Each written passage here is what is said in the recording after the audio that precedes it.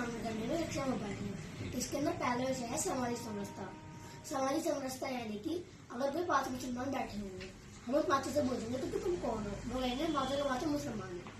हम 5 बंदों से पूछेंगे ना, तो कहेंगे मैं त्यागी हूँ, मैं गुर्जर हूँ, मैं जाट हूँ, मैं बनी हूँ, तो हम अपनी कास्ट बता देंगे। हमें यह नहीं करके अपना धर्म बताना है कि हम हिंदू हैं, हम तभी संगीत रह पाएंगे। बिल्कुल बिल्कुल। इसके अंदर दूसरा विषय है पर्यावरण संरक्षण।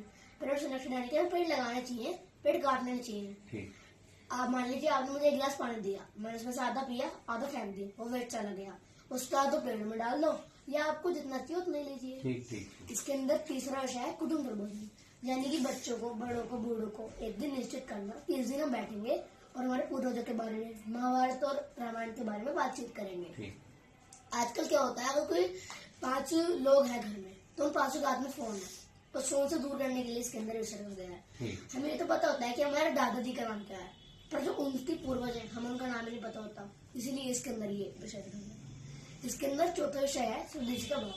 स्वदेशी का भाव यानी कि हम जितनी चीजें यूज करते हैं ना, सारी विदेश चीजें यूज करते हैं। हम विदेश चीजें यूज नहीं करते, जो हमारे देश चीजें हैं, हमारे भारत में बनी है, हमें उनका यूज करना चाहिए।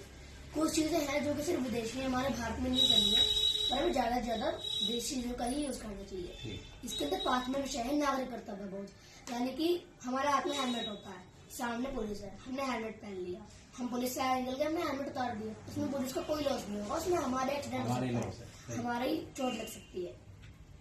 रेड लाइट जलती है, हम रोड को क्रॉस कर देते हैं, हमारे हाथ में कूड़ा होता है, हम रास्ते में चल रहे होते हैं, हम कहीं भी कूड़ा फेंक देते हैं, हमें ये नहीं करना चाहिए। हमें कूड़ेदान में ही कूड़ा डालना चाहिए, तभी हम एक अच्छी नागरिक बन पाएंगे। ये सब इसके अंदर लिख रहा है, तभी इसको एक बार पढ़िएगा। और इसी के प्लस में संघ ने की पुस्तक भी निकाली है। अच्छा। संघ ने